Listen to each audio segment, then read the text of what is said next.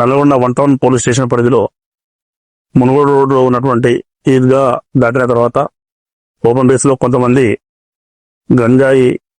సేవిస్తూ వాడిని డిస్ట్రిబ్యూట్ చేసుకుంటారన్న సమాచారం మేరకు నల్గొండ 1 టౌన్ సిఐ గారు రాజశేఖర రెడ్డి గారు మరియు సంపత్ ఎస్ఐ గంగనారాయణ ఎస్ఐ సిబ్బంది అక్కడికి వెళ్ళి చూస్తే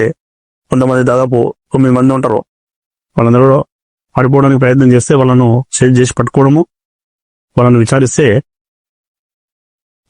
వాళ్ళ దగ్గర మొత్తము మనకు 5.6 కిలోల గంజాయి, 100 ml weed oil, hash oil అంటారు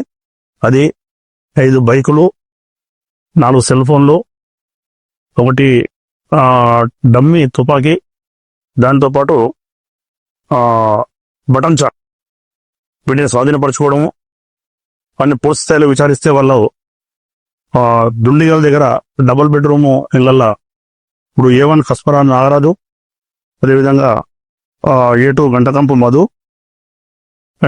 తర్వాత డెడ్లీ A3 చిన్నబాక సుశాంక్,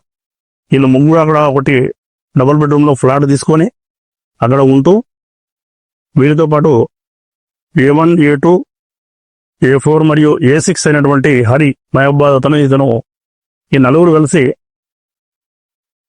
మన ఒడిస్సాలో పశువులంక దగ్గరికి వెళ్తారు. హైదరాబాద్లో 2 మోటార్ సైకిళ్ళు గత నెల జూన్ 29 రోజు దొంగతనం చేసుకొని